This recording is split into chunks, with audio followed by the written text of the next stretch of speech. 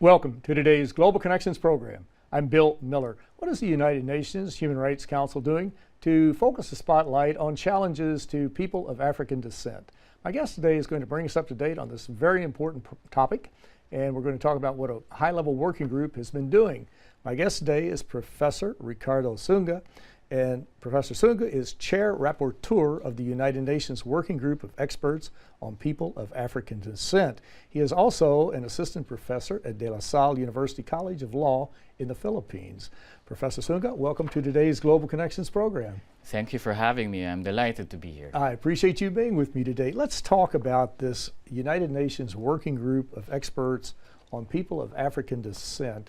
When was this group formed and why was it formed? The group was formed in 2002.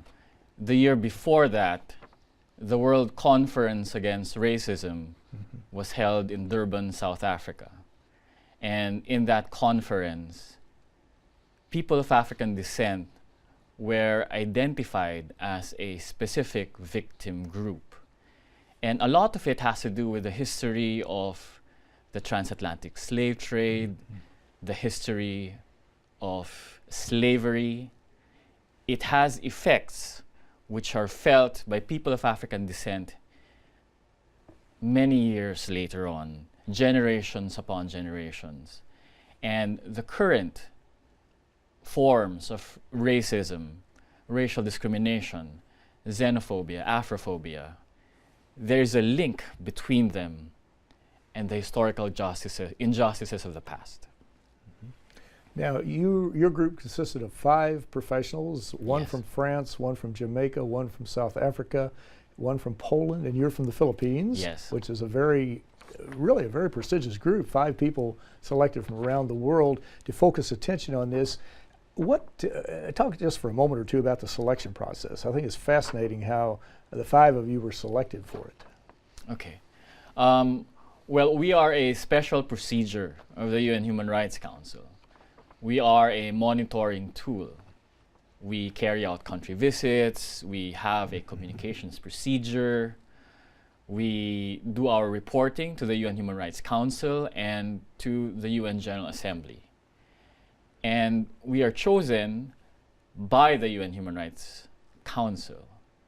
We are nominated, and then a consultative group of the UN Human Rights Council screens us. We are then recommended by the UN Human Rights Council President to the Council itself. And then each of us is chosen through a process of consensus.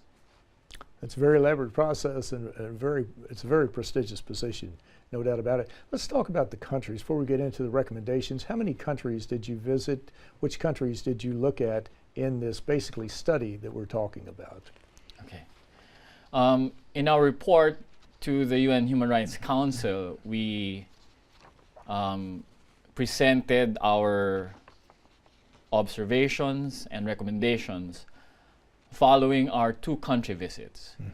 We are allowed 2 country visits per year, and it's a very important tool of ours because it is an opportunity for us to see what is going on in a particular country up close. It is a chance for us to consider best practices and to share them with other states. And it is also an opportunity for us to make country-specific recommendations. In the discussion earlier, because a while ago I presented a report to the 3rd Committee of the UN General Assembly, what I did was I talked about our US country visit, which happened in January of this year. I also talked about the Canada visit, which happened just 2 weeks ago. So at the end of a country visit, what we do is we have our preliminary findings, and then we present our report, our final report, to the UN Human Rights Council in its session, which is held every September of the year. So for the US country visit, we presented our report last September of this year, 2016, to the UN Human Rights Council. And for the Canada visit, well, the final report will be presented to the UN Human Rights Council in September of 2017. Now, you mentioned you're able to select 2 countries per year. Is this a multi-year project? You picked the United States and Canada this year. Have you been involved with other groups, or the same group in previous years, or will you do it later and pick 2 other countries, say Bolivia and Peru or something like that? Or how is that working? Or is this just a one-term arrangement as far as this working group? Special procedures like ours are able to carry out these country visits. It's one of our key tools. And we are able to carry out 2 country visits per year. Before the US visit in January, we went to Italy. That was last year. And prior to that, we had country visits to the Netherlands, to Sweden. Basically, on our radar are countries of specific interest to us. Countries which have very serious issues of racism, racial discrimination, xenophobia, Afrophobia, and related intolerance against people of African descent. But a lot of it, I should stress, also has to do with the governments. Because for us to carry out a country visit, they must invite us. Their cooperation is indispensable for us to do our jobs and be able to carry out an effective country visit. That's a very important point, because a lot of people mistakenly view the United Nations as being a one world body that can come in and just tell people what to do, and that is not the case whatsoever. In most cases, almost all cases, the UN has to be invited in, be it a peacekeeping mission that may be operating in Haiti or South Sudan or whatever, but it's a matter of building up confidence between the host country, the government, and also the civil society, and that UN operation, whatever it may be. For example, you're saying that's a very important point to bring up. Well, let's talk a little bit about the recommendations. What were some, I'm sure you had a long list of recommendations, but what were some of the most important that you can think of? I'm sure they're all important, but let's go through a few of them right now. Well, I shared a while ago some of our observations and recommendations following our US country visit. And among our observations and recommendations were, well, first of all, there is mass incarceration. There is an overrepresentation of African Americans in the criminal justice system. They are overrepresented in prisons. They are racially profiled. They are overrepresented on death row. They're overrepresented in solitary confinement. And something has to be done about it. The tough on crime policies, these kinds of policies must be reviewed, because people of African descent, the African Americans, they are disproportionately affected by these policies. Let's go to another recommendation, another area of concern to us: police brutality, police violence. A 12-year-old boy is shot and killed by police for holding a toy gun. Something has to be done about it.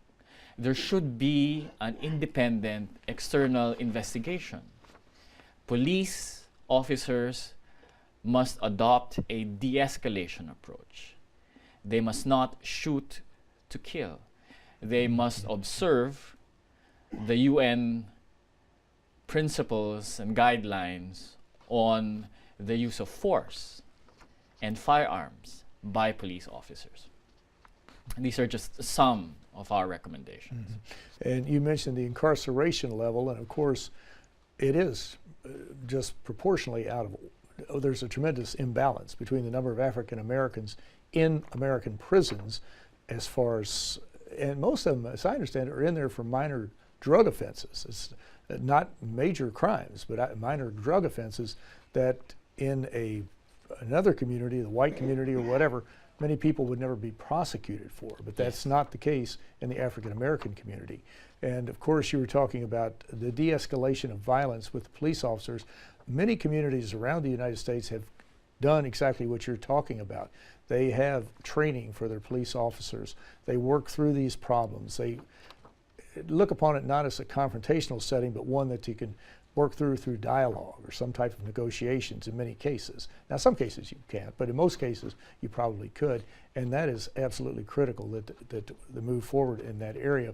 What is one area too that there's an immense amount of discrimination is in the political arena? Did you look at that by any chance with disenfranchisement of African American voters, or trying to keep people away from the polls, or to have dirty tricks against African Americans immediately before or on election day?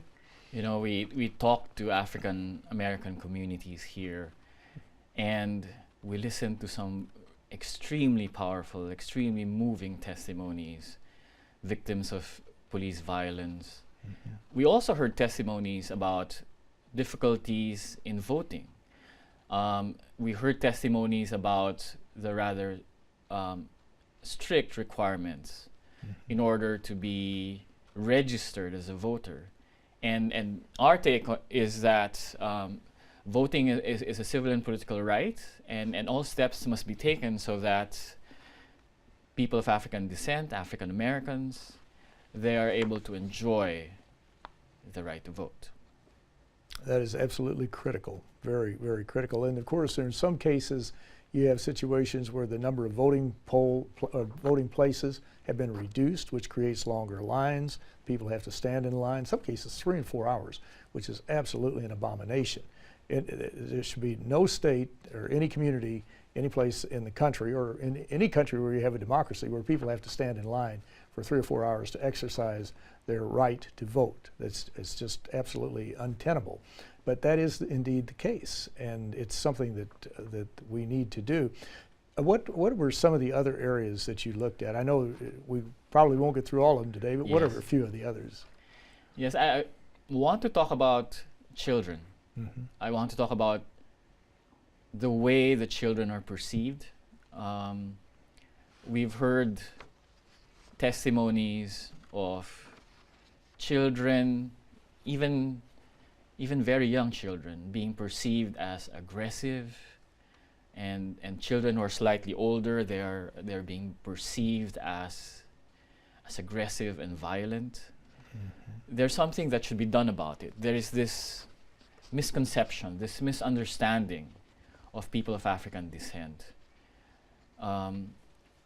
It's an inability to understand really the profound contributions that they have made to civilization. I also want to talk about police in schools. We've heard testimonies of parents, of children. We've listened to them talk about small offenses which would be just disciplinary offenses, which the school may acquire administrative jurisdiction over. So it's a school discipline matter.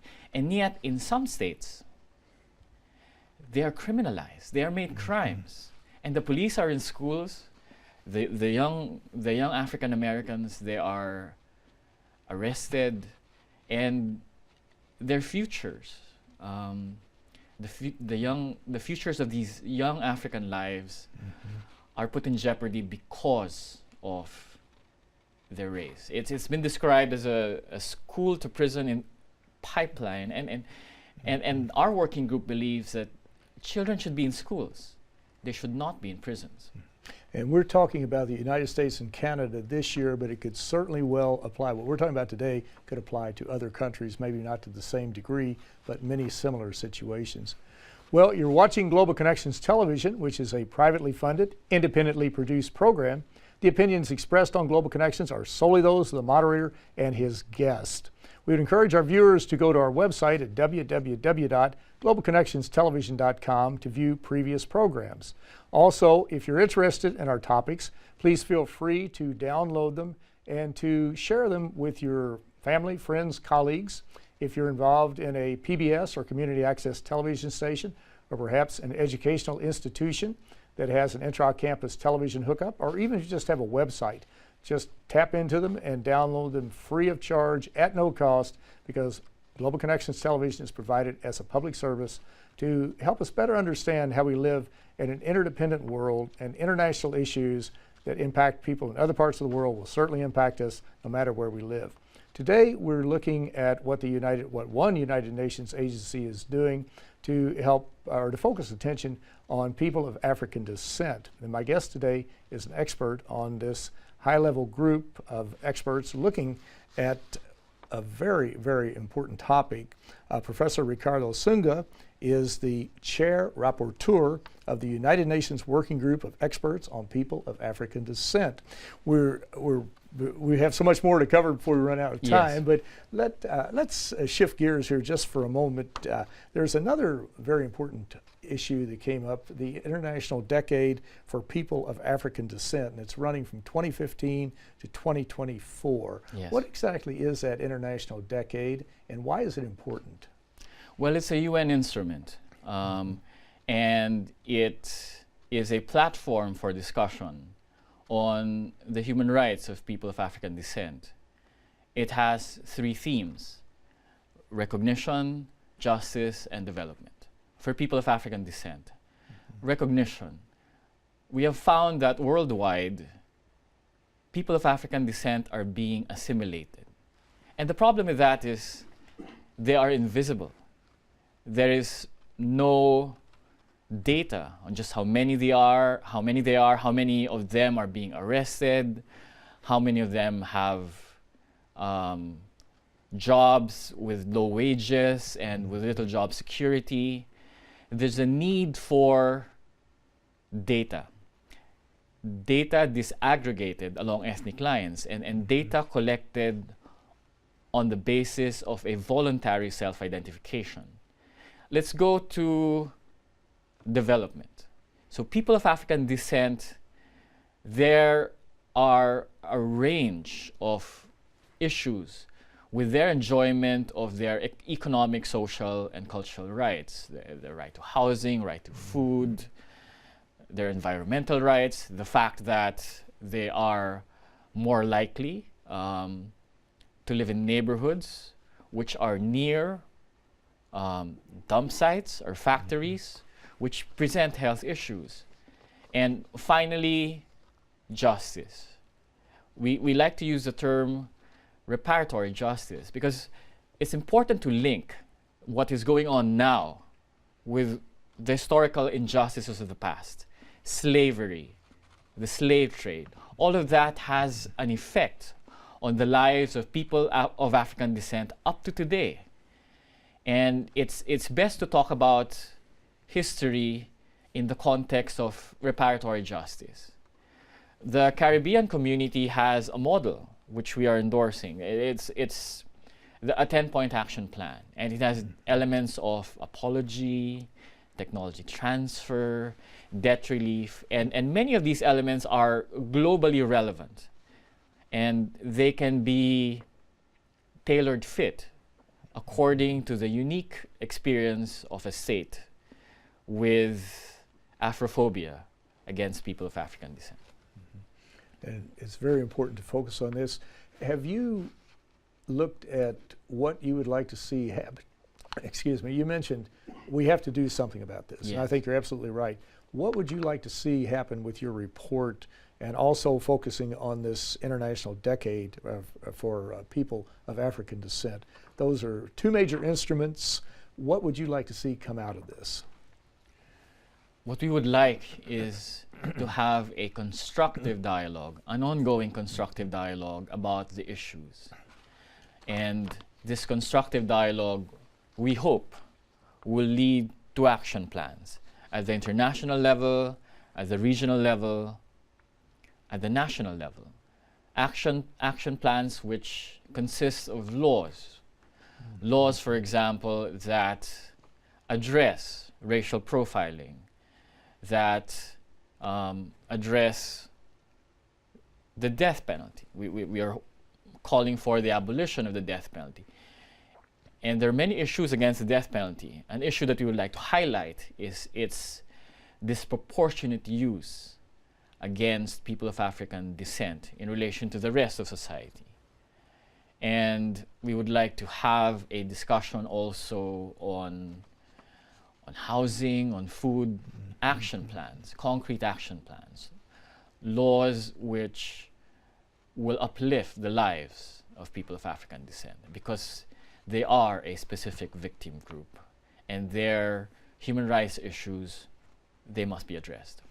And as you mentioned, as you look across the board, be it employment, be it in the political arena, be it in the economic system, whatever the case might be, there is major discrimination against African Americans in the United States and in many other countries too. But this country is certainly one that can rectify the problem very quickly if it puts its mind to it, puts its resources to it.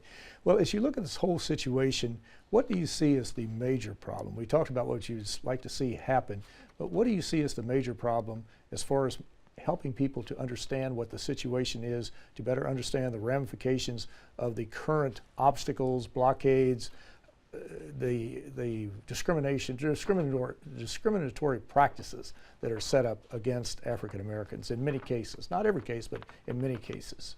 Okay. Well, the working group, we like to see ourselves as a tool, a way to give a voice to the people of African descent.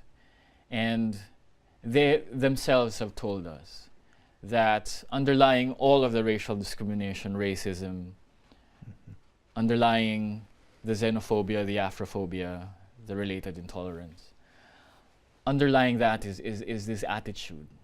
And no country is exempt from this racist attitude, and it's something that should be addressed. And attitudes, well, a lot of it can be linked to this misconception, this misunderstanding of people of African descent, the lack of appreciation for their contributions to the arts, to music, to civilization in general, this thinking that they are a group predisposed to violence. The underlying attitude is one that wrongly portrays people of African descent, and something has to be done about it. And the stereotypes are out there, they're prevalent in many cases. Do you know of future studies that will be coming up by either your group or some other groups with similar goals? Do you know next year or the year after where this type of study may take place? Well, our group has, we have our 2 sessions per year. I talked about some of our procedures a while ago, and well, among our activities would be our 2 sessions per year held in Geneva. And we use these sessions as an opportunity to carry out thematic studies. And one of the thematic studies which we have started is on stereotyping. And what we have found is that negative stereotyping happens worldwide, in all the regions of the world. It happens in Asia, in Eastern Europe, in Western Europe, in Latin America, in Africa. And this stereotyping, it can be found in our books. It can be found in our children's literature. It can be found in the advertisements of companies on television, and they're very dangerous, and they must be stopped. This negative stereotyping. It's certainly very prevalent, and in some cases it's overt, in some cases it's covert. Yes. But it really needs to be addressed, and addressed very, very quickly. But Professor Ricardo Sunga, is a very important project, and our viewers can go to UN.org to learn more about it. They can go to the UN High Commission for Human Rights. They can Google it. You can go to the website UNOHCHR. I believe I got that out right. Yes, you got it right. Long acronym there. But anyway, there are many places to find out more information about the topic that we've talked about today. And we all have a vested interest in creating a better world. And one of the ways we can do it is to overcome this racial profiling, to overcome racial animosity, to work together because we're all on this planet together. We really have no choice but to work together, and we want to do it as harmoniously as possible. But I want to thank you so very much for a very interesting You're and very a very welcome. informative program. We have quite a reach today. But good to see you, and thanks for being here. It's good to see you. I appreciate it. I'm Bill Miller. Thank you for joining us today on Global Connections Television.